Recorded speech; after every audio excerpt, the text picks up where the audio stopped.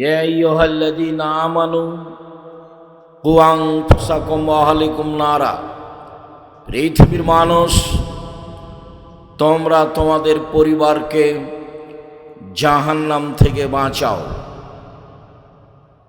মানে পরিবারের মালিক তার ছেলে মেয়েকে, আহাল পরিবারকে জাহান্নাম থেকে বাঁচাতে পারে। এই পথঘাট বাপ মায়ের হাতে রয়েছে, যা আল্লাহ তাআলা বলেন। কিভাবে আপনি পরিবারকে জাহান্নাম থেকে বাঁচাবেন?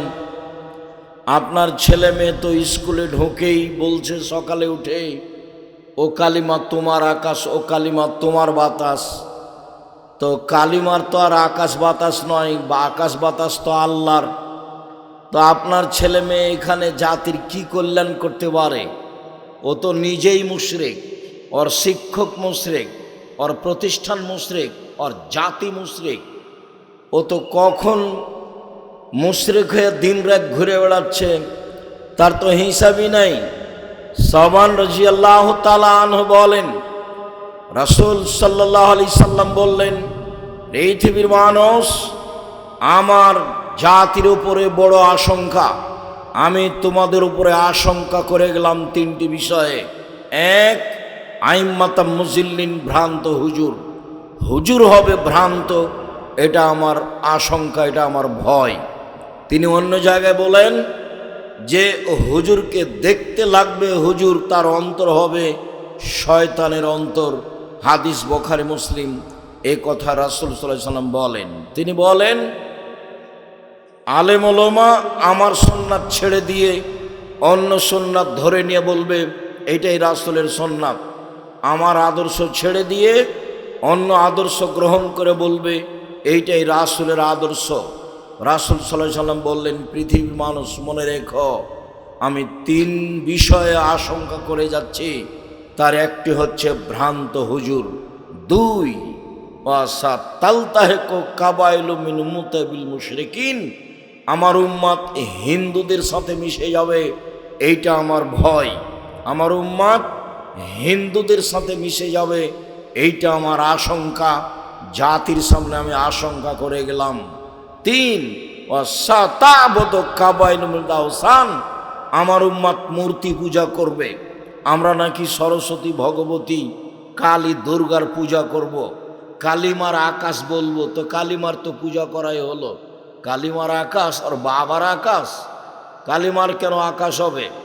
ঠাকুর জাতির শত্রু, ঠাকুর মুসলমানের শত্রু, ঠাকুর বিশ্ববিদ্যালয়ের শত্রু, ঠাকুর ভারত, বাংলাদেশ, পাকিস্তান, প্রত্যেকটা মানুষের শত্রু ঠাকুর।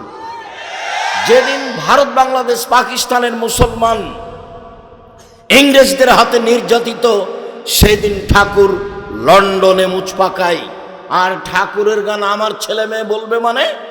এত কাপুরুষ হয়ে দুনিয়াতে জন্ম আমরা নিনি, আমার ছেলে মেয়ে ঠাকুরের গান বলে না। আপনার কেন বলে তার জবাব আপনি দিবেন, আমি দিব কেন? ছেলে জন্ম দিয়েছেন, জবাব দিবেন আপনি। মেয়ে জন্ম দিয়েছেন, জবাব দিবেন আপনি। আপনার ছেলে মেয়ে ঘুম থেকে উঠে ঠাকুরের গান বলে, আপনি কি বুঝাতে চাচ্ছেন? ছেলে মেয়ে মানুষ করেছেন জাতির জন্য, না প্রতারক করে মানুষ করেছেন, না ধোঁকাবাজ করে মানুষ করেছেন? আপনার ছেলে যেদিন ক্লাস 10-এ পড়ে, সেদিন আপনি বলেন আমার ছেলের মেধা ভালো, গোল্ডেন পেয়েছে। তারপর যেদিন ইন্টার পাস করলো, বিশ্ববিদ্যালয়ে ভর্তি করবেন আপনি, তাই সাবজেক্ট প্রতি শিক্ষক রেখেছেন, ভালো হলো, বিশ্ববিদ্যালয়ে ভর্তি হলো। তারপরে লন্ডন গেল, বড় ডাক্তার হলো, পিজি হাসপাতালের ডাক্তার হলো, 3 লক্ষ টাকা বেতন। ওই কোম্পানির ওষুধ লেখে, যেই কোম্পানিটাকে টাকা দিয়েছে, বলেন আপনার টাকা পয়সার অবস্থা কি? আপনি জাতির কি করতে পারেন? কি করার মতো ক্ষমতা রয়েছে? আপনার ছেলে মেয়ে মানুষ করার সিদ্ধান্তই ভুল। আপনি জাতির কল্যাণের জন্য ছেলে মেয়ে মানুষ করেন না, জাতিকে পরকালমুখী করতে হবে, এই জন্য আপনি ছেলে মেয়ে মানুষ করেন না।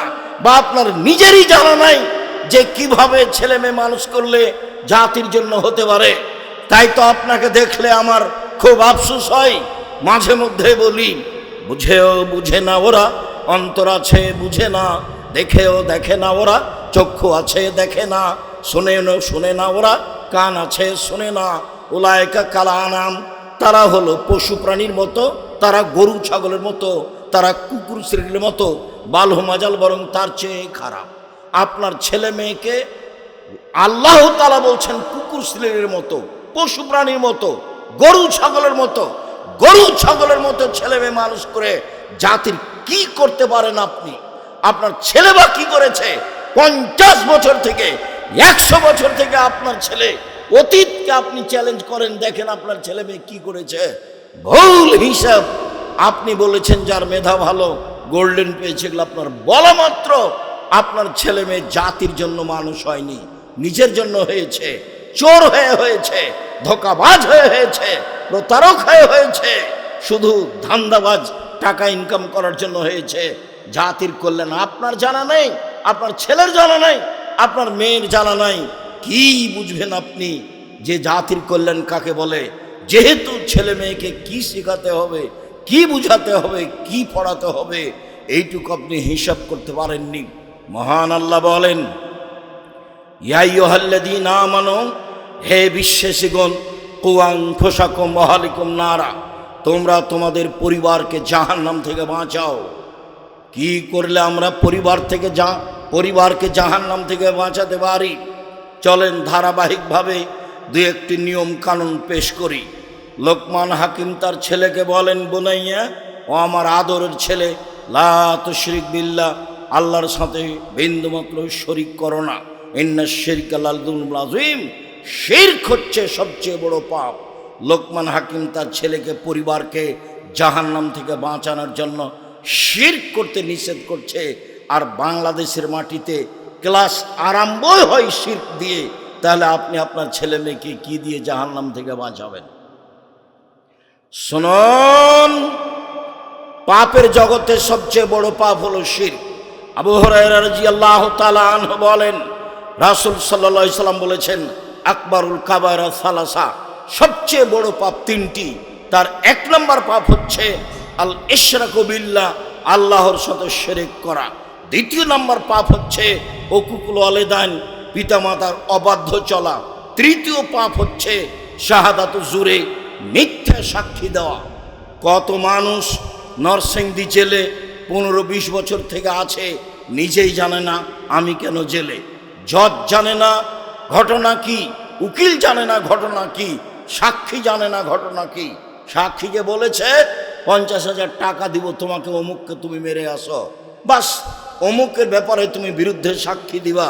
ও তখন বলছে আমি 2 চোখে তাকে মারতে দেখেছি, অথচ যার ব্যাপারে বলছে সেদিন সে নরসিংদীতে ছিল না। তাহলে সাক্ষী জানে না ঘটনা কি, উকিল জানে না ঘটনা কি, জজ জানে না ঘটনা কি, যে সাজিয়েছে সেই মাত্র জানে। সেই জাতিকে আপনি কিভাবে মানুষ করতে পারেন? বলছিলাম পৃথিবীর 3য় মহাপাপ হচ্ছে মিথ্যা সাক্ষী দেওয়া। 1 নম্বর মহাপাপ হচ্ছে শিরক করা। এই জাতি শিরকে ডুবে আছে। বাংলাদেশে শিরকের বন্যা চলে, অবাক হলেও সত্য। ওর জন্মসূত্রে হচ্ছে শিরক, ওর ভিত্তি হচ্ছে শিরক, ওর চলাফেরা হচ্ছে শিরক, ওর শিক্ষা হচ্ছে শিরক, ওর খাওয়া দাওয়া হচ্ছে শিরক, তার জীবন হচ্ছে শিরক। সে জাতির কি করতে পারে? মুআয রাদিয়াল্লাহু তাআলা আনহু বলেন, রাসূল সাল্লাল্লাহু আলাইহি সাল্লাম বললেন, শোনো মুআয, লা তুশরিক বিল্লাহ আইন কতলতা হুররিকতা, জ্বালিয়ে দেওয়া হয় যদি, জালেম তোমাকে জুলুম করে আগুনে জ্বালিয়ে দেয়, জ্বলে যাও, শিরক করো না। মুআয শোনো, জালেম যদি তোমাকে হত্যা করে, জুলুমে নিহত হয়ে যাও, শিরক করো না। শিরক মহাপাপ, জ্বালিয়ে দিলে জ্বলে যাও, শিরক করো না। হত্যা করা হলে নিহত হও, শিরক করো না।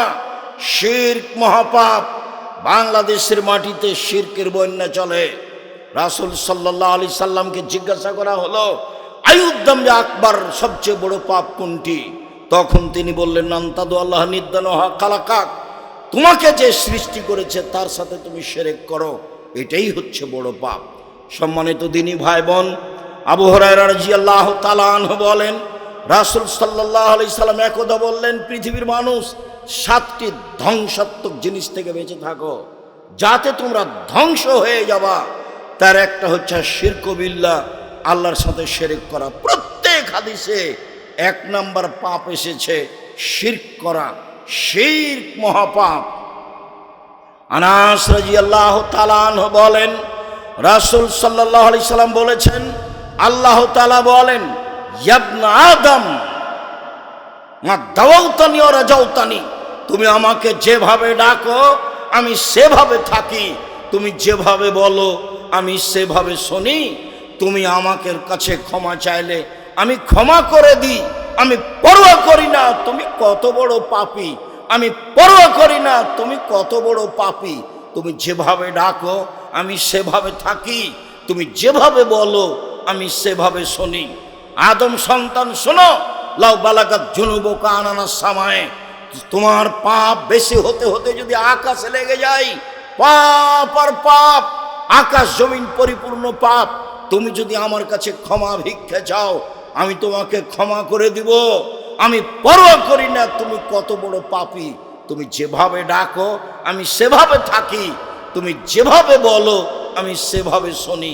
আল্লাহ তাআলা দুনিয়াতে এইভাবে বলছেন, বলেন বিচারের মাঠে তিনি আবার আমাদের সামনে আসবেন, আমাদের সামনে এসে বিচারের মাঠে বলবেন, ইবনা আদম, আদমের ছেলে মেয়ে শোনো, তুমি যেই পরিমাণ পাপ নিয়ে উপস্থিত হয়েছ আমি আল্লাহ সেই পরিমাণ ক্ষমা নিয়ে উপস্থিত হয়েছি, তোমার যেই পরিমাণ পাপ আমার সেই পরিমাণ ক্ষমা, তোমার যেই পরিমাণ পাপ আমার সেই পরিমাণ ক্ষমা, তোমার পাপ যত আমার ক্ষমা তত, তোমার পাপ যত আমার ক্ষমা তত। যদি শিরক না হয়ে থাকে, শিরকের পাপ ক্ষমা হবে না বিচারের মাঠে। শোনো, শিরকের পাপ ব্যতীত সব পাপ আমি ক্ষমা করে দেব। তাহলে বাংলাদেশে বসবাস করে কি করবেন? কি করলেন আপনি? আপনিই বা কি করলেন? ছেলে মেয়ে বা কি করে?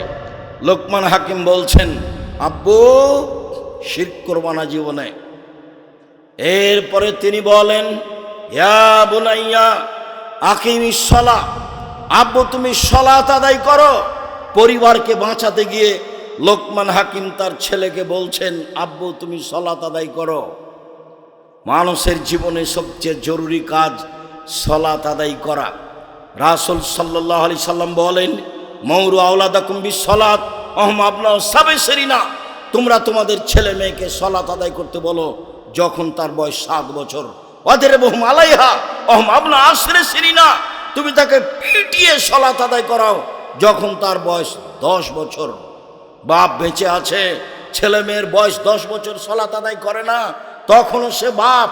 এটা ভুল কথা। কাপুরুষকে বাপ বলে কি হবে? সে তো বাপের দায়িত্ব পালন করে না, রাসূল সাল্লাল্লাহু আলাইহি সাল্লামের আদেশ মানে না। জাহান্নাম থেকে পরিবারকে বাঁচাতে হলে সালাতের বিষয়টি বলতেই হবে। সালাত এমন একটি ইবাদত যার উপরে নির্ভর করে অন্যান্য ইবাদত। সালাত এমন একটি ইবাদত, এই ছেলে বসো, যারা আপনারা রাস্তায় ঘোরাঘুরি করছেন একটু ইতস্তবোধ করেন, লজ্জাবোধ করেন, রাস্তায় হাঁটছেন কেন? ওই যে মহিলার মতো হ্যাঁ হ্যাঁ করে এসেছে আবার হ্যাঁ করে চলে যাচ্ছে। জবাব আমি দিব? ওর বাপ দিবে? ওর মা দিবে? জবাব আমি দিব কেন? ওই মহিলাকে ওর বাপে পিটাবে। আল্লাহর নবী বলছেন পিটাতে। আবু বকর সিদ্দিক রাদিয়াল্লাহু আনহু পিটিয়ে জাতিকে দেখিয়ে গেলেন, মেয়ে কোনোদিন বাপের কাছে বড় হয় না, মেয়ে কোনোদিন বাপের কাছে বড় হয় না। বাপই তাকে কন্ট্রোল করবে। রাস্তায় ঘুরে বেড়াচ্ছে কেন? জবাব আমি দিব। দোকানের সামনে আপনার মেয়ে দাঁড়িয়ে আছে, আমি জবাব দিব কেন? জন্ম দিয়েছেন আপনি, জবাব দিবেন আপনি। প্রস্তুত থাকেন। তাহাজ্জুদ পড়ে জান্নাত কেনা সহজ নয়। ছেলে মেয়ের জবাব দিতে হবে, কঠোরভাবে জবাব দিতে হবে। এর জন্য আপনি প্রস্তুত থাকুন। একাধিক হাদিস রাসূল সাল্লাল্লাহু আলাইহি ওয়াসাল্লাম বলছেন, লা তারফা আসাকা আদাবান মিন আহলিক, পরিবারের উপর থেকে শিষ্টাচারের লাঠি উঠিয়ে দিয়ে নেওয়া, প্রয়োজনে পিটিয়ে পরিবারকে শিষ্টাচার শেখাতে হবে। রাসূল সাল্লাল্লাহু আলাইহি ওয়াসাল্লাম বলছেন, আল্লেক আসাকা আলা বাব, তোমার দরজায় লাঠিটা ঝুলিয়ে রাখো। লাঠি প্রমাণ করে ছেলে মেয়েকে কন্ট্রোল করতে হবে। রাসূল সাল্লাল্লাহু আলাইহি সাল্লাম বলেন, লাঠি দিয়ে এই পরিবারকে কন্ট্রোল করতে হবে। সম্মানিত দিনী ভাই বোন, বুখারী মুসলিমের একটা হাদিস মধ্যখানে বলে আপনার জন্য আমি সামনের দিকে আগিয়ে যাই। জরুরি বাপই পরিবারকে কন্ট্রোল করবে। 7 ছেলের মা হয়ে গেল, মেয়ে কোনোদিন বাপের কাছে বড় হয় না, ওকে বাপই পিটাতে পারে। আয়েশা রাদিয়াল্লাহু তাআলা আনহা বলেন, একদা আমরা সফর থেকে আসছিলাম, হঠাৎ করে আমার গলার হার হারিয়ে গেল, খুঁজে পাই না, আমরা সেখান থেকে যেতেও পারি না, পানি নেই, অজু করতে পারি না, সালাত আদায় করতে পারি না। জনগণ আটকা পড়ে গেল, বড় বিপদে পড়ল। জনগণ আমার আব্বাকে গিয়ে বলল, আপনি জানেন আপনার মেয়ে কি ঘটিয়েছে? আবু বকর সিদ্দিক রাদিয়াল্লাহু তাআলা বললেন, কি হয়েছে? আরে আপনার মেয়ে তো গলার হার হারিয়েছে, খুঁজে পাওয়া যায় না, যেতেও পারি না, এখানে পানিও নেই, অজুও করতে পারি না, সালাত আদায় করতে পারি না। আয়েশা রাদিয়াল্লাহু তাআলা আনহা বলেন, আবু বকর সিদ্দিক আমার নিকটে আসলেন, ওয়াল্লাকা জানি লাকসাতান শাদীদা, আমার কোমরের উপরে খুব জোরে মারলেন, এত জোরে মারলেন, ওই সময় আমার স্বামী আমার উরু রানের উপরে মাথা দিয়ে ঘুমিয়েছিলেন। তিনি যদি আমার উরু রানের উপরে মাথা দিয়ে না ঘুমাতেন, তাহলে আবু বকর সিদ্দিকের মায়ের কারণে আমি দূরে সরে যেতাম। তিনি এত জোরে মারলেন। 1 মিনিট, এই কথাটা স্পষ্ট করার পূর্বে একটু কথা বলি। সম্মানিত দিনী ভাই বোন, এটা সৌদি আরব, যার কারণে এটা সহজ। আমাদের দেশে যদি দেখে শ্বশুর যে জামাই মেয়ের উরু রানের উপরে মাথা দিয়ে ঘুমিয়ে আছে, তাহলে শ্বশুর ওইদিকে গিয়ে পাল্টা এইভাবে ঘুরবে, এইভাবে ঘুরবে। সেটা তো তিনি করলেন না, এই অবস্থায় তিনি মেরে দিলেন। পৃথিবীর সবচেয়ে বড় মানুষে মারলেন। পৃথিবীর ইতিহাসে নবী রাসূল ব্যতীত সবচেয়ে দামি মানুষ হচ্ছেন আবু বকর সিদ্দিক রাদিয়াল্লাহু তাআলা আনহু। পৃথিবীর সবচেয়ে বড় মহিলাকে মারলেন। পৃথিবীর ইতিহাসে সবচেয়ে বড় মানুষ হচ্ছেন মহিলা হিসাবে আয়েশা রাদিয়াল্লাহু তাআলা আনহা। পৃথিবীর সবচেয়ে বড় মানুষের সামনে মারলেন। মুহাম্মদ সাল্লাল্লাহু আলাইহি সাল্লাম নবী রাসূল নির্বিশেষে সবার চেয়ে দামি মানুষ মুহাম্মদ সাল্লাল্লাহু আলাইহি সাল্লাম। সবচেয়ে বড় মানুষে মারলেন আবু বকর সিদ্দিক রাদিয়াল্লাহু তাআলা আনহু মারলেন। সবচেয়ে বড় মহিলাকে মারলেন আয়েশা রাদিয়াল্লাহু তাআলা আনহাকে মারলেন। সবচেয়ে বড় মানুষের সামনে মারলেন মুহাম্মদ সাল্লাল্লাহু আলাইহি সাল্লামের সামনে মারলেন, জামাইয়ের সামনে মারলেন, বিবাহদারী মেয়েকে মারলেন, পূর্ণ যুবতী মেয়েকে মারলেন, হাত দিয়ে মারলেন, খোলা মাঠে মারলেন, 1400 মানুষের সামনে মারলেন।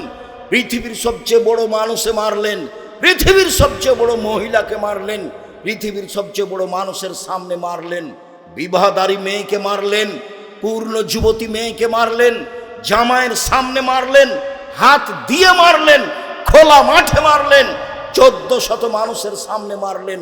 এত বড় বাপে এত বড় বেটিকে এত বড় মানুষের সামনে মেরে দিলেন। ভুল, কোথায় হারটা হারিয়ে গেছে খেয়াল করেননি, সেই জন্য মেরে দিলেন। আর আপনার মেয়ে ঢং ঢং করে রাস্তায় হাঁটছে আর দোকানপাটে বসে থাকছে আর জিনিস কিনছে, এইটা আপনি সহ্য করেন কিভাবে? আপনি তাকে একটা ধমকও দিতে পারেন না, আপনি আবার বাপ। ছি, থু। কে বলেছে আপনি বাপ? আমি তো বলিনি, আমি বলিনি কোনদিন। হাদিস বুখারী মুসলিম। ধর্ম বিক্রি করতে আসেনি। জাতির যদি রাস্তাঘাট করে দিতে না পারি, জাতির যদি স্কুল কলেজ করে দিতে না পারি, জাতিকে চূড়ান্ত সঠিক ধর্ম দিতে পারবো ইনশাআল্লাহ। ধর্মের ব্যাপারে জাতিকে ফাঁকি দিয়ে পরকাল হারাতে রাজি নই। সালাত এমন একটি ইবাদত যার উপরে নির্ভর করে অন্যান্য ইবাদত। সালাত এমন একটি ইবাদত যার উপরে নির্ভর করে অন্যান্য ইবাদত। সালাত যদি থাকে তাহলে বাকি ইবাদত টিকবে। সালাত যদি বিচারের মাঠে না থাকে তাহলে বাকি ইবাদত কেটে দেওয়া হবে, বাতিল বলে গণ্য হবে। তাই বলেছি, অজু করে সালাত আদায় করতে হয়, পানি নেই, তায়াম্মুম করে সালাত আদায় করতে হবে। মাটি নেই, বিনা অজুতে বিনা তায়াম্মুমে সালাত আদায় করতে হবে। কেবলার দিকে মুখ করে সালাত আদায় করতে হয়। কেবলা বোঝা যায় না, কেবলা ছাড়াই সালাত আদায় করতে হবে। দাঁড়িয়ে সালাত আদায় করতে হয়, দাঁড়িয়ে থাকা যায় না, বসে থেকে সালাত আদায় করতে হবে। বসে থাকা যায় না, শুয়ে থেকে সালাত আদায় করতে হবে। পরিষ্কার কাপড় পরে সালাত আদায় করতে হয়। পরিষ্কার কাপড় নেই, যেই কাপড়ে পেশাব পায়খানা লেগে আছে সেই কাপড় পরেই সালাত আদায় করতে হবে। পরিষ্কার অপরিষ্কার কোনো কাপড়ই নেই, আপনি কারণবশত উলঙ্গ হয়ে আছেন, সালাতের নামাজের টাইম হয়ে গেছে, এই অবস্থাতেই সালাত আদায় করতে হবে, করতেই হবে। পৃথিবীর এক ব্যতিক্রম ইবাদত যা মানুষের সাথে কোনোদিন আপোষ করে না। হজ আপোষ করে, এবছর হজ করলেন না, বলেন সামনে বছর করব, করেন, কোনো সমস্যা নেই। জাকাত এখন দিবেন না, 1 মাস আগে দিয়ে দেন, দেন। 20 দিন 1 মাস পরে দেন, দেন, আপোষ আছে, দিলে কোনো সমস্যা নেই। রমজান মাসে আপনি অসুস্থ, সিয়াম থাকিয়েন না, পরে সিয়াম থাকেন, তাহলে রমজান মাসের মতো ফরজ সিয়ামে আপোষ চলে, হজে আপোষ চলে, জাকাতে আপোষ চলে। সালাত এমন একটা ব্যতিক্রম ইবাদত যার সাথে কোনো আপোষ নেই। গাড়িতে উঠে আছেন, ঠেলে ঠেল মানে না, শিকল ধরে আছেন, নামাজের টাইম পার হয়ে যাচ্ছে, এই দাঁড়ানো অবস্থায় শিকল ধরেই সালাত আদায় করতে হবে, করতেই হবে। যুদ্ধের সময় সাহাবীগণ সালাত আদায় করছেন, যেইভাবে দৌড়াচ্ছেন, টাইম হয়েছে ওইভাবেই সালাত আদায় করছেন। আব্বু সালাত আদায় করো, মানুষের জীবনে দ্বিতীয় জরুরি কাজ সালাত আদায় করা। এরপরে তিনি বলছেন ওয়া'মুর বিল মারুফ ওয়ানহা আনিল মুনকার। আব্বু মানুষকে ভালো কাজের আদেশ করো, মন্দ কাজের নিষেধ করো। আপনার ছেলে মেয়েকে কি শিখালেন? আমি তো আপনার অবস্থা বহুবার নকল করেছি। আপনার ছেলে মেয়ের আপনাকে দুইজনকে দেখে মনে হয় যে এরা চাঁপাই নবাবগঞ্জের ভাষা, আমও গেল ছালাও গেল, কাঁদতে কাঁদতে 2 চোখও গেল। আপনাদের বাপ বেটার অবস্থা দেখে আমাকে মনে হয় ওই যে আগে পড়েছিলেন, মাঝি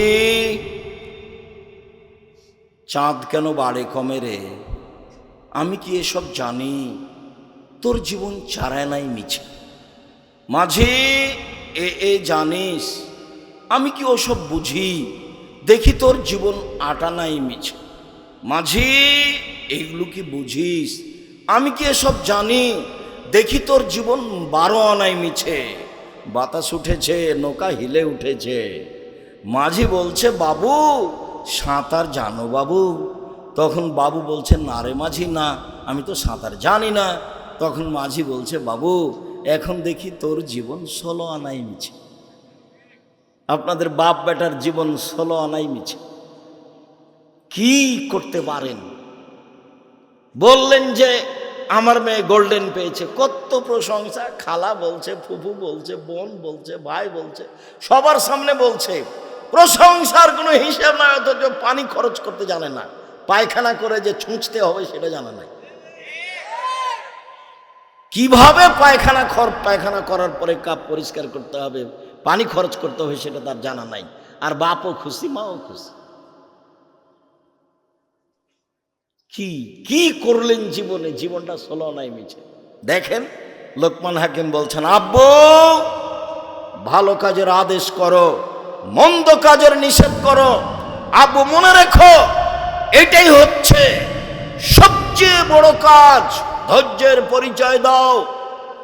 আব্বু ভালো কাজের আদেশ করো, মন্দ কাজের নিষেধ করো, এতে সমস্যা নেমে আসবে। ধৈর্যের পরিচয় দাও, ধৈর্যের পরিচয় দাও।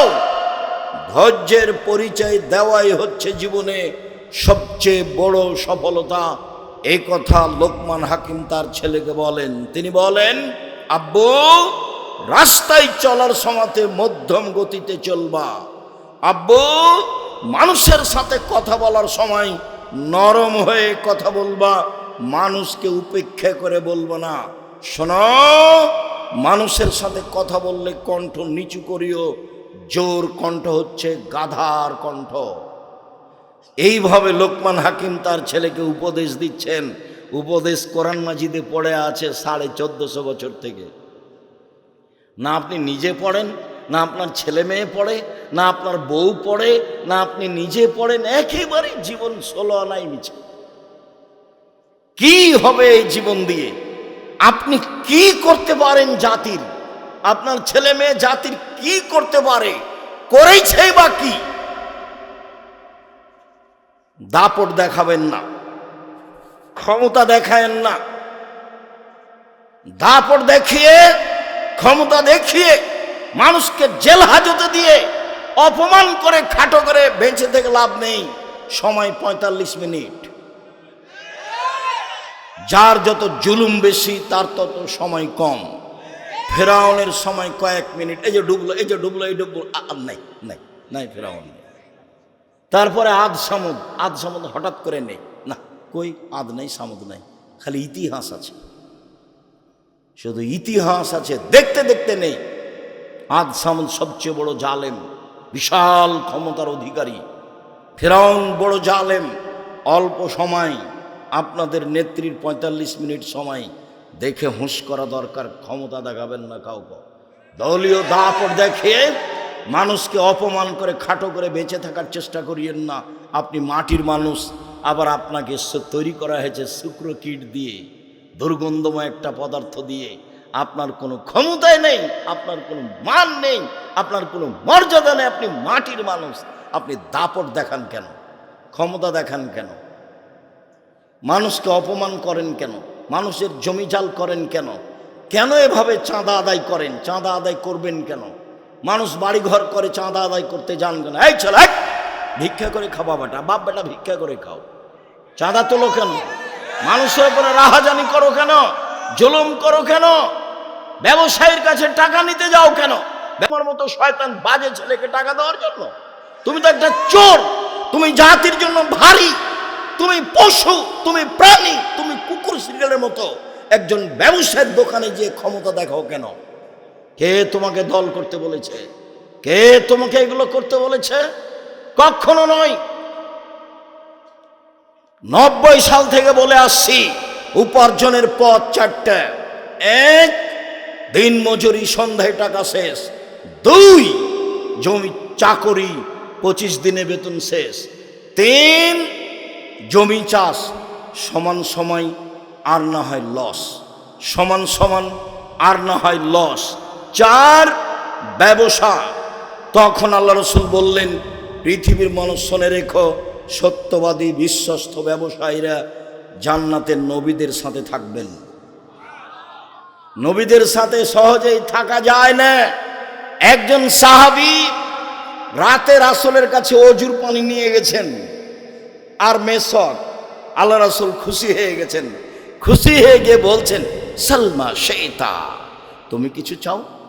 যা চাও চাও। খুব খুশি আল্লাহ রাসূল। তখন সাহাবী বলছেন, আসআলুকা মুরাফাকাতাকা ফিল জান্নাহ, আপনার সাথে জান্নাতে থাকতে চাই। তখন আল্লাহ রসুল বলছেন, আওয়া গায়রা জালেক, না না না না না না, এটা নয়, এটা নয়, অন্য কিছু চাও, অন্য কিছু চাও। তখন সাহাবী বলছেন, হুয়া যাকা, ওটাই চাই, আপনার সাথে জান্নাতে থাকতে চাই। তখন আল্লাহ রসুল বলছেন, শোনো, আইন্নি বেকাসরাতি সুজুদ আলা নাফসিক, বেশি বেশি রাতে সালাত আদায় করে আমাকে সাহায্য করো। আমি কাউকে সাথে জান্নাতে নিয়ে থাকতে পারবো না, আমাকে সাহায্য করো। কি? তাহাজ্জুদ পড়ো, তাহলে আমি চেষ্টা করব তোমাকে সাথে নিয়ে থাকার। তাহাজ্জুদ ছাড়া মুখের ওপরে একজন খাদেম রাসূলের সাথে থাকতে চাইলেন, আল্লাহ রাসূল তা গ্রহণ করলেন না, না করে দিলেন। আর সত্যবাদী ব্যবসায়ী নবীগণের সাথে থাকবেন জান্নাতে, এই কথা মুহাম্মদ সাল্লাল্লাহু আলাইহি ওয়াসাল্লাম বলেন। শুধু তিনি বলেননি মুহাম্মাদের সাথে থাকবেন, তিনি বলেছেন সত্যবাদী বিশ্বস্ত ব্যবসায়ী ইব্রাহিম আলাইহিস সালামের সাথে থাকবেন, নূহ আলাইহিস সালামের সাথে থাকবেন, ঈসা মুসার সাথে থাকবেন, সকল নবীদের সাথে থাকবেন। সত্যবাদী সমাজে যারা, তাদের সাথে থাকবেন। শহীদ সমাজে যারা, তাদের সাথে থাকবেন। ব্যবসা কি জিনিস?